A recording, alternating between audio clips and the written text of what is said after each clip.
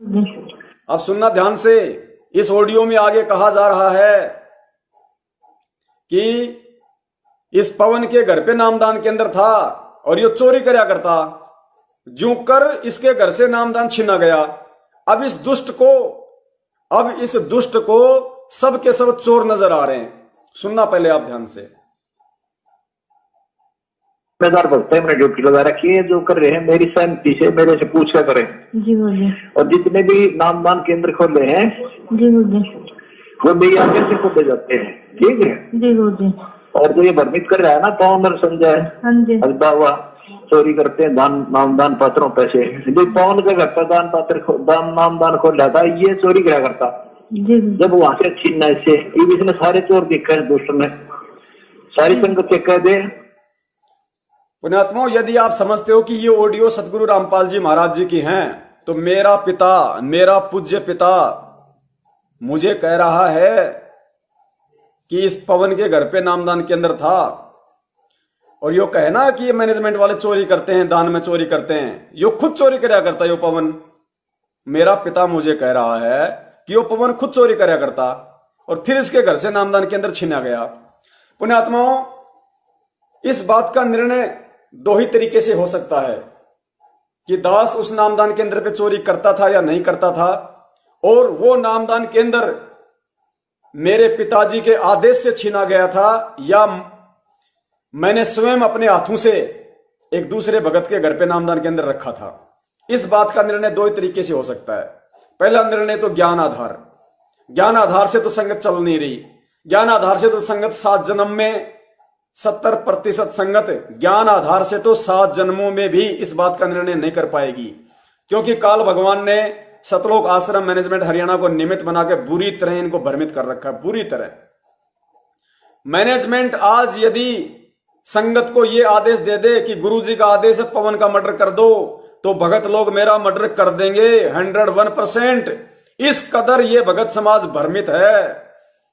और दूसरा समाधान इसका यह हो सकता है कि मुझे अपने गुरु पर विश्वास है, मुझे अपने बाप पे विश्वास है, और मैं चैलेंज करता हूं सतलोक आश्रम मैनेजमेंट हरियाणा को, सतलोक आश्रम मैनेजमेंट हरियाणा को, यानी इस ऑडियो में जिस मंजू से बात हो रही है, जो गुरुजी की बेटी है, गुरुजी की पत्नी हो, चाहे गुरुजी का बेटा हो, चाहे गुरुजी की बेटी हो, चाहे गुरुजी का भाई हो, या चाहे अन्य कोई स्टेट कोऑर्डिनेटर हो, यदि उनको पक्का यकीन है और वो अपनी बात पे बिल्कुल दृढ़ हैं कि गुरुजी का जेल से फोन आता है, और ये जो ऑडियो है, ये ऑडियो संत रामपाल जी महाराज की है, गुरुजी की ही है, यदि उनको इस बात का पक्का यकीन है 100%, तो पुण्यात्माओं, ये दास स्टेट कोऑर्डिनेटरों को, गुरुजी के भाई महेंद्र को, गुरुजी के लड़के मनोज को, गुरुजी की बेटी मंजू को और गुरुजी की पत्नी अनारो माई को चैलेंज करता है।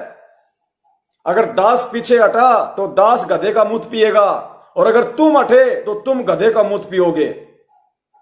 और दास चैलेंज करता है पुण्यात्माओं, निर्णय करना फिर इस बात का कि दास क्या शब्द बोल रहा है, क्या वचन बोल रहा है, वरना ये संगत फिर कहीं की नहीं रहेगी, ध्यान रख लेना। उसके बाद भी यदि ये शक करेंगे, शंका करेंगे, ज्ञान को आधार बनाकर नहीं चलेंगे तो, क्योंकि ये कहते हैं कि रोज फोन आता है और जेल से फोन आता है, तो इनको तो पक्का यकीन होना चाहिए, इनको तो 100% श्योर है कि ये वो जो ऑडियो है जिसमें मंजू बात कर रही है, जिसमें मेरे लिए कहा गया कि नामदान केंद्र पर चोरी करा करता, नामदान केंद्र छीना गया, तो मैनेजमेंट को तो पक्का यकीन है, इसमें कोई संशय नहीं है। गुरुजी की बेटी, भाई, लड़के, इन सबको पक्का यकीन है कि गुरुजी की ही ऑडियो है। तो पुण्यात्माओं, और मैं कह रहा हूं कि ये वचन मेरे बाप के नहीं है। इस ऑडियो में जो कहा जा रहा है कि पवन नामदान केंद्र पर चोरी करता था और उसका नामदान केंद्र छीना गया था, मैं ये चैलेंज कर रहा हूं कि ये चीज बिल्कुल गलत है, ये बात बिल्कुल सरासर रॉन्ग है, गलत है।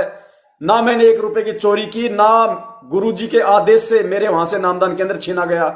मेरे नामदान केंद्र पे मेरे पड़ोसी की शिकायत से पुलिस आई थी, पुलिस वालों ने मुझे कहा कि ये नामदान केंद्र यहां नहीं रखेगा। मैंने अपनी मर्जी से, इस पवन दास ने अपनी बुद्धि विवेक से, मैंने नामदान केंद्र लोहा मंडी में जो आज है जयपुर में, जो प्रहलाद भगत है, जो सारनामी है, उसको बुलाकर मैंने खुद नामदान केंद्र उसके घर पे रखा था। इस बात का साक्षी वो खुद नामदान केंद्र वाला भी है। हम दोनों पुलिस स्टेशन में गए थे, पुलिस वाले से, इंस्पेक्टर से हम बात करके आए थे और उसने कहा था कि वहां नहीं रह सकता। तब मैंने प्रहलाद को कहा कि प्रहलाद, तू मेरे थोड़ा निकट है, तू सारनाम प्राप्त है, नामदान के अंदर तेरे घर पर मैं रख देता हूं। उसने कहा भगत जी जैसा आप उचित समझो। स्टेट कोऑर्डिनेटर राजस्थान का प्रकाश माड़ी, उसकी पत्नी अनु देवी जो ऑनलाइन नाम दीक्षा दिलवाती है देश विदेश में, दास ने उस प्रकाश माड़ी को फोन किया, उसको सारी बात बताई। वो पीछे हट गया, बोला भाई हमें इससे कोई लेना देना नहीं है, तुम जानो तुम्हारी पुलिस जाने। पीछे हट गए, कच्छे उतर गए उनके। इस दास ने अपनी मर्जी से, अपनी सहमति से नामदान केंद्र उस प्रहलाद भगत के घर पे रखा। 1.5 महीने तक मैंने वहां सेवा की। यदि मैं चोर था, मैंने चोरी की थी, और यदि गुरुजी के आदेश से यदि नामदान के अंदर मेरे से छीन के प्रहलाद भगत को दिया गया था, तो क्या इन नालायकों में इतनी भी बुद्धि नहीं थी कि चोर को 1.5 महीने तक उस नामदान केंद्र पे फिर क्यों सेवा करने दी?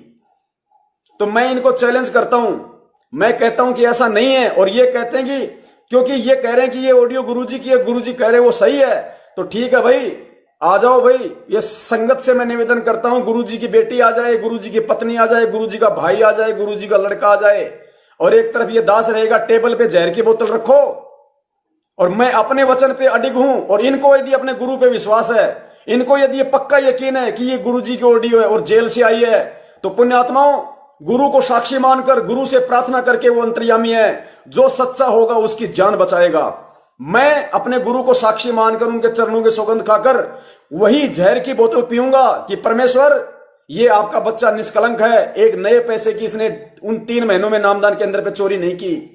और वो नामदान के अंदर गुरुदेव मैंने अपनी सहमति से, अपनी मर्जी से प्रहलाद भगत के घर पे रखा था। मैं ये वचन कहकर कि गुरुदेव यदि मैं झूठा हूं तो गुरुदेव इसी क्षण मेरे को मौत दे दी जाए, मैं जहर की बोतल पीऊंगा। और यदि इनको अपने गुरु पे पूरा यकीन है, पूरा विश्वास है कि ऑडियो गुरुजी की है, गुरुजी जो कह रहे हैं वो सही है, तो पुण्यात्माओं, ये भी अपनी बात पे अटल होकर वही जहर की बोतल पिएंगे कि गुरुजी यदि ऑडियो यदि गलत है, ऑडियो यदि नकली है, तो परमात्मा हमारी तुरंत मौत हो जाए, और ऑडियो असली है तो हमारी मौत नहीं होनी चाहिए। पुण्यात्माओं, धरती पे परमात्मा प्रकट है, निर्णय करेगा, न्याय करेगा परमात्मा, अन्याय नहीं होगी। अगर इनको विश्वास है तो ये आएंगे और इस बात की परीक्षा देने के लिए जहां ये दास को बुलाएंगे, दास आएगा और पूरी संगत को इकट्ठा किया जाए। पूरी संगत को पहले इकट्ठा किया जाए एक जगह, जैसे रोहतक में करते हैं ये लोग प्रकट दिवस पे। पूरी संगत को इस बात का निर्णय करने के लिए बुलाया जाए। ये दास वहां आएगा, अकेला आएगा, और इस बात का निर्णय हो जाएगा कि गुरु पे विश्वास किन लोगों को है और कौन लोग गुरु की आड़ में धर्म को धंधा बना रहे हैं। इस बात का निर्णय वहां होगा। अगर ये एक बाप की औलाद हैं, अगर ये सतगुरु के सच्चे शिष्य हैं, इनको यदि विश्वास है, यदि ये ऑडियो नकली नहीं है, तो इन लोगों को सामने आना चाहिए और आना पड़ेगा। और यदि संगत में जरा सी भी बुद्धि शेष है, संगत में यदि जरा सा भी ज्ञान है, तो आज के बाद संगत जितने भी नामदान संचालक हैं, जितने भी कोऑर्डिनेटर हैं, उन सब के पास जाओ और कहो कि तुम जो ऑडियो दिखाकर ये कहते हो कि पवनदास नामदान केंद्र पे चोरी करता था और पवनदास से नामदान केंद्र गुरुजी के आदेश से छीना गया, और ऑडियो यदि असली है, तो पवनदास इस बात की परीक्षा देने के लिए तैयार है, जहर पीने के लिए तैयार है, क्योंकि पवनदास को अपने बाप पे विश्वास है, अपने सतगुरु पे विश्वास है, अपने कर्मों पे विश्वास है। यदि तुम भी इतने सच्चे हो उसकी तरह, और यदि ऑडियो तुम कह रहे हो कि गुरुजी की बात होती है, गुरुजी की ऑडियो है, यदि असली ऑडियो है गुरुजी की, और यदि गुरुजी के आदेश से तुम लोगों ने नामदान के अंदर छीना था, तो तुम लोग भी सामने आओ और अपनी परीक्षा दो कि तुम कितने सच्चे और तुम कितने झूठे हो। पुण्यात्माओं, दूध का दूध और पानी का पानी हो जाएगा। दूध का दूध और पानी का पानी, इनमें से एक भी नहीं आएगा। इस कदर काल भगवान ने संगत को भ्रमित कर रखा है, इस कदर। अगर ये सच्चे होंगे तो आएंगे, अगर एक बाप की औलाद होंगे तो आएंगे ये। और ये संगत, या तो इस संगत को डूब के मर जाना चाहिए। अगर संगत अगर सच्ची है, संगत अगर न्याय चाहती है, संगत अगर निसंशय होकर भक्ति करना चाहती है कि कौन गुरुद्रोही और कौन गुरुमुखी है, तो संगत तब तक चैन से नहीं बैठेगी जब तक मुझ पवनदास को और गुरुजी के परिवार वालों को पूरी संगत के सामने एक मंच पे खड़ा ना कर दे। धिक्कार है संगत का तब तक यदि ये संगत शांति से बैठी तो, अन्यथा फिर किसी को गुरुद्रोही कहना छोड़ो। यही परीक्षा चल रही है और यही हम लोग मार खा रहे हैं सबसे बड़ी। तो ये खेल है इस ऑडियो का। अगर असली है तो परीक्षा है, और नकली है तो फिर गुरु के ज्ञान को आधार बनाओ। क्यों फिर ऐसे पाखंडियों के पीछे चल के आप अपने कर्म खराब कर रहे हो, अपनी भक्ति खराब कर रहे हो? गुरु ने भक्ति मार्ग पर चलने के लिए कौन सी कमी छोड़ दी? कौन से सत्संग करना भूल गए? कौन सी बातें बताना भूल गए थे जो आज तुम लोगों को इन लेटरों के भरोसे चलना पड़ रहा है? इन पाखंडी कोऑर्डिनेटरों के भरोसे तुम्हें अपना भक्ति मार्ग का सफर तय करना पड़ रहा है। ये बैसाखियां हैं, बैसाखियां। भक्ति मार्ग पे बैसाखियां काम में लोगे तो फेल हो जाओगे, और फेल हो गए पुण्यात्माओं, इसमें कोई संशय नहीं है।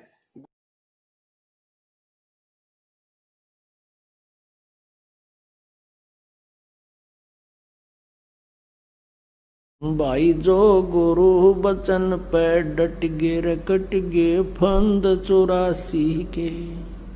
भाई जो गुरु बचन पे डट गे रकट गे फंद 84 के।